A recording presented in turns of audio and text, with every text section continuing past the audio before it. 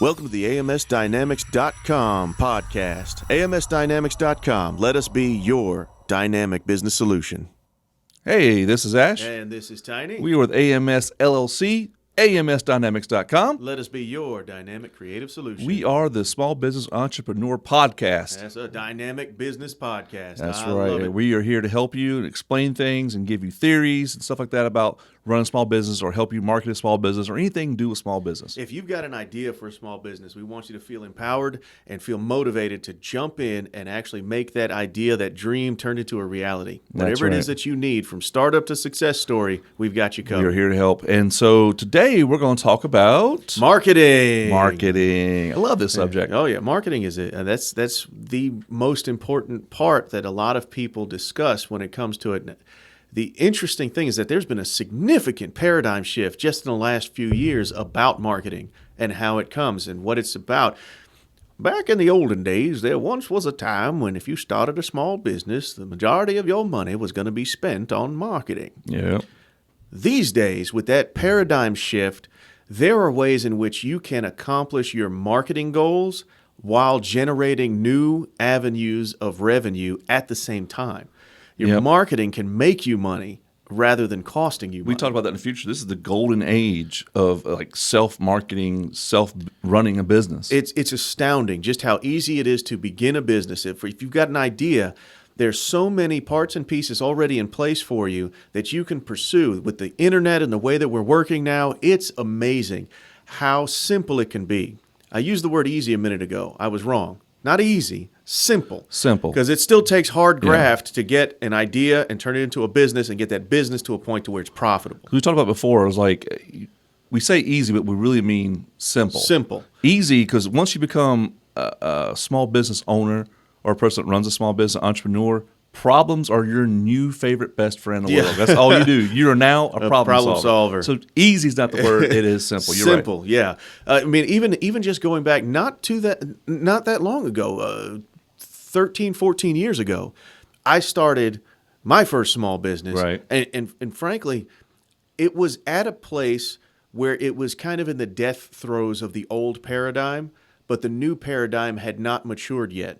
And so at that time, as I'm approaching retailers, I was selling products, physical products, and as I was approaching retailers to get my products on the store shelves, they wanted me to be able to demonstrate $1 million, $2 million, $3 million marketing budget, and then for me to be able to demonstrate that a significant percentage of that marketing budget was earmarked for getting people through the doors of their store in order for them to buy my products from their store. Now that's a significant, monumental amount of money for the average person who is out there working a 9-to-5 and says, I've got an idea. I can make life easier for people like this. That person does not wake up with $3 million in their pocket to put towards marketing and marketing alone. I remember growing up, and the way to make a lot of money was to be an athlete, entertainer, or be an inventor. Oh, my God, I invented the paperclip or something, you know? Uh-huh. And so always like, how much liquid assets do you have? It was always about having a bunch of money up front. You got to have money to make money. Got to have money to make money. That was the way it was when I was younger. That's the mantra. I mean, I remember when The Secret came out. You remember that book, The Secret? Secret, It's the Law of Attraction Manifestation book. Rhonda Byrne wrote it. And it was big. It was on Oprah, and Bob Proctor talked about it and everything. But all of those teachers that were in that book, they said, oh, when I was a kid, my mother would say, I'm not Rockefeller. My father would say, what do you think I'm made of money? Does money grow on trees? And I remember my grandmother saying, what do you think I am, Rockefeller? Yeah, because he had all the money there was. He was the Elon Musk he was the Elon Musk of the Steel Age. That's true. And so looking back on it, I can see how that paradigm back then was functioning. It was in full swing, and it was working that way. You got to have money to make money. My father did say that to me. He said, you got to have money to make money. The thing is now, with our new paradigm, nothing could be further from the truth. That's true. You don't have to have money to make money. You have to have an idea to make money. Now, the problem is not the fact that you don't have an idea. The problem, and I'm quoting Patrick Hanlon here, the problem is that no one cares about your idea because no one knows about your idea. Yeah. Once upon a time, you needed millions of dollars to be able to convince people to care about your idea or to even look at your idea. So think about in the 80s, early 90s, how would you get your idea out? Newspaper, radio ads, commercials, and television commercials. Put it on, yeah. I mean, public access commercials, maybe. That's how you end up with all those like kind of grainy video Carpet King ads or the Mattress Factory ads and those things. You know, which the owner of the mattress store just got his family together and is like, I'm the Mattress King and this is my son, the Prince. I know that a small business, the friends of mine that had small business, they would have to pay to have a commercial and then pay to have it on the nightly news or like WXI or Channel 12 or whatever around this area. Would put it over a national commercial for local markets to see. And that's how you got your marketing. And then you would have to contact the PR person or the ad person at the radio station. And you'd got to pay this much per hour depending on which hour it's in and how many times it goes that hour. It's just money. You're just shoveling money into that fire in hopes, because you're just throwing it out at the entire marketplace and hoping something sticks. Today, that's not how it is. That paradigm shifted, and now with YouTube, with social media, with the fact that you can have print-on-demand merchandise, you can do email marketing. Even today, you can do snail mail marketing, because people, they get the snail mail, and it's almost always junk mail now. You go to the mailbox, you pull out the mail, it's almost always junk mail. It's rare. It's really rare that it's something in the mail that you're like, oh, I needed this, because it's all virtual and electronic now. Yeah, your bills are on auto draft, and you get paperless billing and paperless invoices and everything else. So what you get in the mail is all mailers and coupons and things like that. And yes, if you go to advertise your product, your service through snail mail, it can get lost in the shuffle. But we can show you some ways to make your stuff stick out. But the major point here is that there's a paradigm shift, because you don't have to hire somebody to come and bring an entire filming studio with them. Most people have the equivalent of a mediocre film studio right on their phone. With a couple of extra pieces of equipment, they can film themselves a commercial. They can film themselves a YouTube video. They can film themselves different types of content and put that content out there where it's related to what they are doing or what they are selling. Well, we're going to go in depth in the next few episodes. We're going to have an episode about YouTube channels. We'll have an episode about social media marketing. We'll have an episode about merchandising, and we'll have an episode about email marketing. And we'll also have an episode about snail mail marketing. It's very important that people understand that whether it surprises them or not, you can get paid for doing your marketing. You talk about YouTube channels. There was a guy who he was a bodybuilder who started making bodybuilding supplements. His name was Piana. And people have very, very mixed feelings about him, because he was a very big, boisterous personality. He openly talked about things that most people wouldn't openly talk about. But just like we've said before, you can learn from anybody. Nobody's above learning from the success of someone else. Nobody's above learning from the failure of someone else. And Piana did YouTube marketing phenomenally well, and he did it in a way that even he was surprised by it. He was making the YouTube videos as a way to market a clothing line that he had started called, I think it was called One Day You May, as a clothing line. And by starting that clothing line, he's wearing the clothes and he's just living his lifestyle. Well, what started happening was that people were really drawn to the lifestyle that he was living, and they started subscribing to the YouTube channel and watching the videos. You end up with, a couple million subscribers, and you end up getting hundreds and hundreds of thousands of views every video. But all of a sudden, checks start rolling in from YouTube, and he's realizing, I'm doing marketing, and I didn't have to pay anybody. I'm getting paid for my marketing. And that was a game changer. I mean, that was a major, major game changer. So for him, that completely shifted his perspective. Right? And as he's helping other people start their businesses, he's really touting the benefits of YouTube channels. Now we know for sure that a YouTube channel in and of itself can be its own business. I mean, I don't want to name MrBeast by name, but there's a guy who just was, a college student who was making goofy videos. I mean, goofy videos, but so entertaining, in fact, that he is probably the number one YouTuber as far as income, maybe? It might be somebody more, but he's top tier. He's one of. He's definitely a top tier, but you've got, there's PewDiePie, and there's... Oh, it's true. There's some other ones that I think Zach King is got a bigger following, perhaps. Don't flame me if I'm wrong. But he is one of the top tier ones, and the way that he did it, his YouTube channel was the business. He was the business, the entertainment that he was doing. and the generosity that he was showing. From that, he started doing the other things. He branched out into the merchandising and the other worlds that are out there. But when you think about the fact that he can put out a video and get 46 million views on the video, do you know what people pay to get 46 million pairs of eyeballs on them at the Super Bowl? A whole lot of money. And what happened for MrBeast to get 46 million views on his stuff on his channel, they paid him. He got paid a ton of money. So the YouTube channel itself can blossom and mature into its own business. The marketing today is something you can be paid for, as opposed to you shoveling money into a marketing fire. So I know a lot of people, here's my little specialty right here. A lot of people say, I am not a video guy. I'm uncomfortable talking. I'm uncomfortable with a video. I don't want to. Okay, I'm owning a cake shop. I make cakes for a living, a bakery, okay, and I make really good cake. I don't really want to do YouTube videos and stuff like that, and that's fine. I know that you can find people to help you film it and be a part of it, have a stake in your business and care about your business. It can help you through it.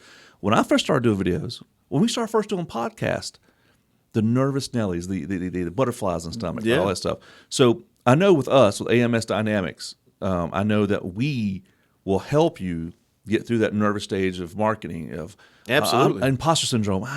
I don't need to be on television. I don't need to be on a commercial. My cakes aren't good enough. Yes. I'm not a good enough personality. I can't explain this properly. Those kind of things. We can, AMS Dynamics, we can help you out with that. And you know what? It doesn't have to be us. It can be there are companies out there, other business consultation firms, some that might be local to you. We don't even have to be local to you. We help people. Our firm works with people all over the country. Yeah. And so we don't have to be local to you, but you might have somebody local to you that you can reach out to and you can speak with them. They will help you through some of those phases. I mean, if you need a videographer, we can get you in touch with a videographer. Yeah. We are videographers. Yeah. We can help you with that. If you need somebody to simply talk you through some of the initial stages where you're nervous, you alluded to it yourself. When we first began podcasting, we have hours and hours and hours and hours, countless hours of podcasts that are in the garbage because we just jumped in with both feet, started going, and the first few that you make are going to be garbage. They're just the thing is overcoming the fear. We talked about this on a past podcast. Yes, that's a big one about business overcoming startup. The fear. And I know YouTube is a great platform because YouTube you can share on Facebook. YouTube, you can get a thumbnail and put it on Instagram direct to YouTube. So you can get your message out through all these social media. But Twitch is a new one that's just blowing up. Yep. You can make a killing off of Twitch, and you can drive everything to you and what you do best. Now, when it comes to YouTube specifically, YouTube is the second most utilized search engine on planet Earth. That's crazy to think about. Number one is Google. And number two is YouTube. Oh, everybody does it. When I want to know how to do something, how to change the motor in a washing machine, right? Yep, there it is. I'll go to Google. And Google does this for us. Google will go, here's a link. Here's a video from YouTube, because YouTube has every video ever. Setting up this podcast studio, YouTube helps with that. YouTube videos helps with that. And so taking your cake maker example, you got a YouTube video about for your cake maker. If that cake maker is going to make a YouTube video, think about it. So you're talking about a person who's producing a service, providing a service. Yeah. Think about if that cake artist starts making YouTube videos demonstrating their cake artistry, right. How to make a cake. And it doesn't even have to be a how-to. It's just silent video making the cake. This is how I make a cake. Like tabletop, hands only, that kind of thing. I mean, those are very big videos, and this is, like you said, this is how I make a cake. And so that draws attention. That YouTube video, people might get relaxation from watching that. They might get satisfaction from watching that, and the channel itself might become a brand new revenue stream for that cake artist, as well as drawing attention to that cake artist's cake business. And another thing is like, people will say this, why do it? Somebody else is doing it. You can do it better. You can do it better. You can do it better. You can do it differently. You can do it different.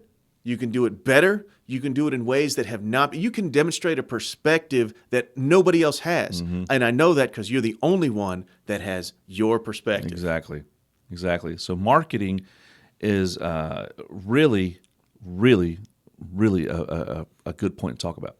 This podcast is brought to you by AMS LLC out of Greensboro, North Carolina. AMS LLC is a business consultation firm that provides tax services, accounting, and bookkeeping and payroll. And then there's the division that Ash and I work in, AMS Dynamics. We provide creative solutions, including logo design, videography, photography, websites, social media, anything that you need for your creative solutions for your business. That's right. On our website, if you go to amsdynamics.com, you want to book an appointment for any of those things or a consultation, check it out. Book now up top corner. Set up a schedule with us. Come on to the office, or we can do it via Zoom or by phone call or however is more convenient for you. And the website has a comprehensive list of all the services that we provide, along with a description of each one. And you can contact us and find out more information about it. Check out amsdynamics.com. So without a doubt, having a YouTube channel is absolutely, in my opinion, an imperative part of having a small business today and marketing that small business. When you get beyond the YouTube channel and we start talking about social media marketing, you've got your Facebook, your Instagram, your Twitter. You talked about Twitch, TikTok. TikTok's very big for starting to build attention about you and what you're doing, your brand. We know people personally who have developed a massive Instagram following, and it seems like about 200,000 is the sweet number, where once you get to that level, it's likely you may not have to work again. I'm serious. That you can replace your income with 250,000 Instagram followers, because companies will give you money hand over fist in order to promote their products for them. Now think of what that could mean for your business and your product.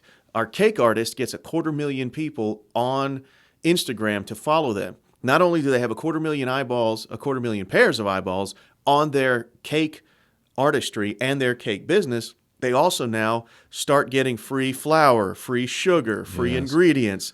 And then throw the names of that company out on their 4 million eyes on. Exactly. Can Bob's Enriched Flour. Would you please use Bob's Enriched Flour? We'll send you money, or we'll supply you with free flour for the next year.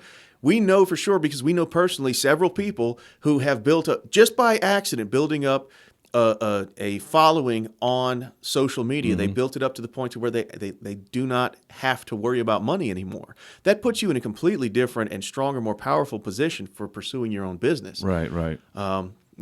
It's just the way that the paradigm has shifted and the way the world works now. It's very, very true. It's very, very possible, and everyone has the potential to do it. Right. And so social media marketing, I mean, I personally know people who on Facebook have done the same thing, on Instagram have done the same thing, and on TikTok have done the same thing. Built it up to the point to where they do not any longer have to work for money. They've replaced their income. They're not filthy rich, but they've replaced their income, and anything that they do now is additional income, additional revenue streams. And that's just based on them trying to do their marketing.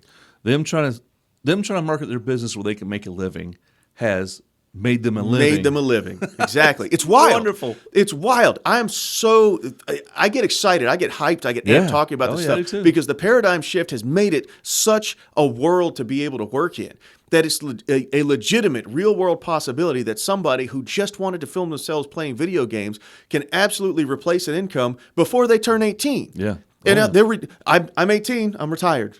Yeah, that's a real world possibility. When you and I were kids in the 80s, that wasn't even a pipe dream. That was something we said to be funny. The only thing I remember early 90s, how to be rich and young was to be a pro skateboarder. That's true. Because they had videos. Yeah. You were marketed, and you get a Vans or a certain type of board or Tony Hawk. But I mean, even then, back then, for them to make those videos, the actual making of the videos wasn't legal to do.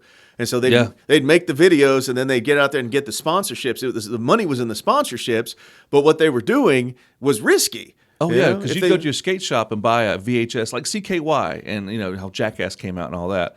It was just skateboard videos.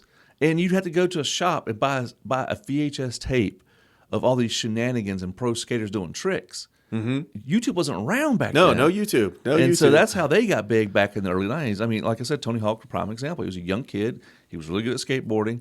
He got sponsorship, and he ever since then, he's got video games now. But think of how much more difficult it was for them back then. Whereas you and I mean, truthfully, the only thing that you really need to create in order to begin your small business entrepreneurial empire is an email address.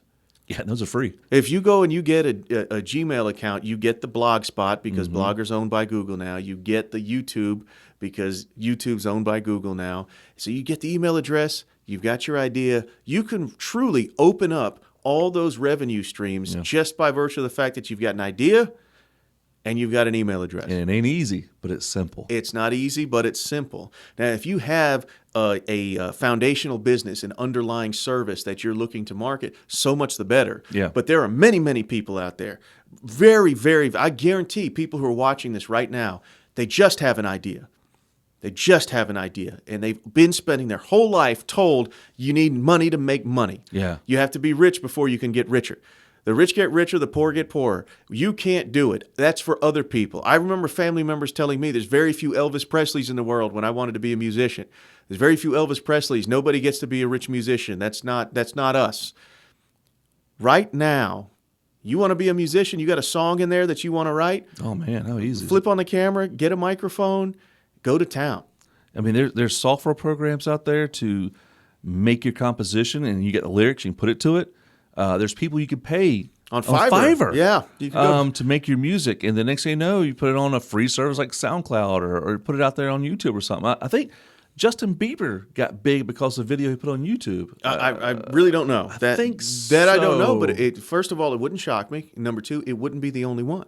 Yeah, oh yeah, wouldn't be the only one. I have a family member who I'm not going to name, but I have a family member, someone I am related to. The only thing that he did was start playing his keyboard in his living room with the camera on and just making funny songs. He is famous and wealthy now. You know what I'm talking about? Yes. He is famous and wealthy, and the only thing he did was flip on his camera and film himself singing songs at his keyboard in his living room. Useful versus entertaining. Entertaining. Is it useful or is it entertaining? So he's entertaining. Social media, and then what else is there? I don't know. So beyond that, merch. Now, so you again, once upon a time, to have merchandise, you absolutely had to have money up front. Yes. Going back to, remember I said, don't be above learning from somebody's success.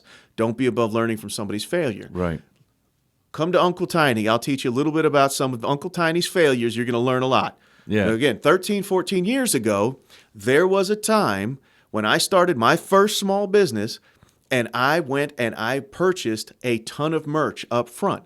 Because the print-on-demand services were not what they are now. You actually had to have the inventory in your possession. You had to have the inventory in your possession to then sell it. So you garner the inventory, and then you, after the fact, go out there and try to pump up demand, try to create demand for it. It doesn't work that way. Right. Now, your merchandising becomes a part of your marketing, which then is a new revenue stream for you. Not only are you advertising, because everybody's got the funny saying up front with the website on the back, or the funny saying with the website underneath it. So you are advertising as you're entertaining, and that merchandise it costs you zero overhead these days. Because we said number one search engine is what? Google. Number two is what?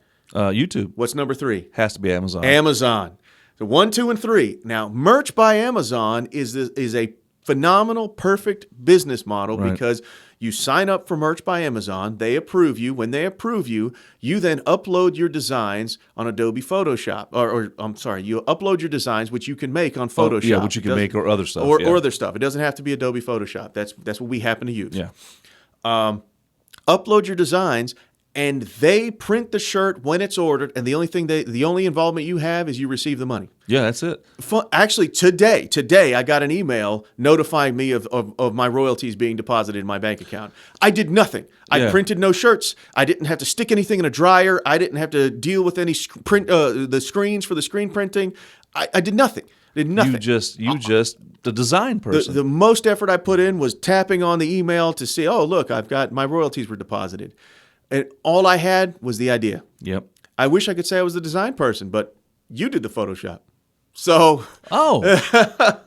Where my cup, baby? I'm just the idea man. We'll talk about that later. I'm just playing. But the fact is that And Amazon's not the only one who does it. There's other services that are doing it. I was going to say, Spreadshirt does it. Spreadshirt, I'm sure Vistaprint does some Vistaprint, things. what's the CafePress, I think, also does it. Yes, that's right, CafePress. So there's a lot of services out there that do it a very similar model. And so you do not have to come in swooping in with a bag of money. You don't have to go throw yourself at the feet of somebody. Oh, please let me have some money so that I can make my idea real. You go to your sister and be like, hey, can I have $200,000 to start this business? You don't have to do that now. You don't have to do that. All you need is an email address. That's right. Have you got an email address? Maybe just maybe email. a cell phone. Email and a cell phone. That's all you need. That's all you need, baby. So the merchandising in and of itself is a new revenue stream and a new avenue for advertising, and it doesn't cost you anything. It only can make you money. It can't hurt. It's like It can't hurt. It's like using hand sanitizer. It can't hurt. It can't hurt. It can't hurt. You might not need to, but it can't hurt. You never know when your primal branding catches on. And like your logo of your business is hot, red hot, or viral. Your icon, all of a sudden, people are like, that is compelling. I have to have that. And the next thing you know, you're like, I don't have to sell watch gears no more. I am just selling T-shirts about my watch gears or my cake. There are people. I mean, I mentioned Rich Piana because he had a clothing company and he had a supplement company and actually a meal prep company. But he was making so much money from the YouTube because, I mean, when you start getting millions and millions of hits on your videos, people come to you hand over fist with money. Well, like with marketing for those people, okay, I have this much money and I want to advertise my phone cases. Okay, so there's this tech guy on YouTube that has 4 million viewers. If he reviews my phone case, and then I'm going to make a lot of money. A lot of times. So that's how it. Yes, I thought that this was kind of common knowledge, but I'm quickly finding out as we interact with small business owners and individuals with ideas that they don't necessarily know this stuff. They think, oh well, I have to wait till I have 10,000 subscribers to get monetized on YouTube. I said, whoa, slow down a second. That's if you want YouTube's money. Exactly. There are companies out there that will pay you directly to talk about their product, to review their product, even something as simple as an old school commercial spot in the middle of your video. Yeah. They'll pay you for that. And that is outside, above and beyond what you might get from YouTube ad revenue. Yep. YouTube ad revenue is great, but it's all income. It's all revenue streams. So don't pigeonhole yourself into getting your revenue from just that one source. Yeah. I mean, YouTube is just one easy pre-made source that you can get, but you can go outside of YouTube and be sponsored by, like I said, Bob's Enriched Flour. They don't have to go through YouTube; they can go here. So you take MrBeast as an example because we were talking about him earlier. That kid's firing on all cylinders because not only he's getting the ad revenue from 49 million hits on the video, but he's also got product placement. All of his crew is wearing the MrBeast merchandise, different shirts, and people which makes you want to go get it. Yeah, and at the end of the video, it says, get the merch on shopmrbeast.com. But then he also, in the middle, he gets a 30 or a 60-second spot, and he sells that to somebody else. He folds it in as part of the game. Okay, we've got our contestant here. This is just one of our subscribers. Okay, you're playing the game that belongs to our sponsor, War Shenanigans or whatever. It's brilliant. Every time he dies, you're going to make $10,000. You get to throw Nerf balls at him to try to distract, and it becomes part of the game, part of the video, and everybody's getting rewarded. It's entertaining. Everybody wins. Everybody wins. The guy really knows what he's doing, and it illustrates clearly how even in the same video, you can have multiple different revenue streams coming into you, all while marketing your products. Merch, then... email marketing. So as you're going along and you're doing what you do, as you're providing value, whether it's entertainment or usefulness, you have to make certain that you're taking the time to engage with your audience in such a way. So if you want to give them something that's free, if you want to provide them with some type of value, if you want to give them access to a members area of your website or a subscribing area of your YouTube channel or whatever it might be, start to gather up their email addresses so that you can continue to provide them value. Yeah. An ancillary benefit of that is you're also gathering those email addresses. You're starting to build an email list, and that email list is something that you're in control of. It wasn't that long ago where Facebook servers went down and Amazon web servers had a hiccup and Google was down for like 60 minutes, which was the end of the world. And so you never know. I mean, Amazon's not going anywhere. Facebook's not going anywhere. We believe those things. But you know what? Amazon could decide we're done. We're liquidating all stock. We're heading to the beach. We're done. You never know. I mean, you never know. I'm spending all my money. I'm going to Mars. Yeah. Alibaba steps in now or something. And so if you have been slowly but surely garnering the email addresses of the people who are a part of your legion, a part of your tribe, your consumers, customers, and fans, you're in control of that email list. Right. And so even if Google, YouTube, Amazon, and everything, they disappear tomorrow, you still have the email list. You have the ability to continue to bring value to your customers. And so you can market through email if you need to. And then the final thing that I think is important to know is it's still with the snail mail marketing that we touched on earlier. Yeah. There are ways to do it because we all open our mailbox and we see those like thin newspaper coupons balled up and like rolled up in there and stuffed in there. There are ways to get more attention. I mean, you can talk about the colors that you use. You can talk about the type of paper stock that you use, the design of the icons that are on there, because those icons need to be compelling. And so those things can also be utilized in order to make sure that your snail mail marketing stands out and really pops above and past. It shouts out above the noise of all the other junk mail. Yeah, you're going through it, you're seeing that, and you're like, huh. You may still throw it away, but then you're talking to your friend 2 nights later. He's like, man, I'm looking for somebody to help with my social media. And it'll stick out. I remember that. Wait a minute. That was, hold on. Let me dig in the trash real quick and get it for you. Maybe not, but. So, I mean, yeah, so you're exactly right. So we're wrapping it up here. So that's the next couple of podcasts we're coming out with. Yeah, we're going to go in depth and in detail on YouTube, on social media marketing, merch, email marketing, and snail mail marketing. So tune in for the next episodes where we do a deep dive, and we can't wait to help you turn marketing into new revenue streams. Yeah, man. I'm so glad y'all stopped in for the AMS Dynamics Business Podcast. That's right. AMSDynamics.com. Check us out. Any suggestions, info@amsdynamics.com. And drop us a line, like, share, talk about it. Tell your friends about this podcast. If you're an entrepreneur or a small business, man, help us out. Spread the word. We're here to help. And if you need help, reach out to us, amsdynamics.com.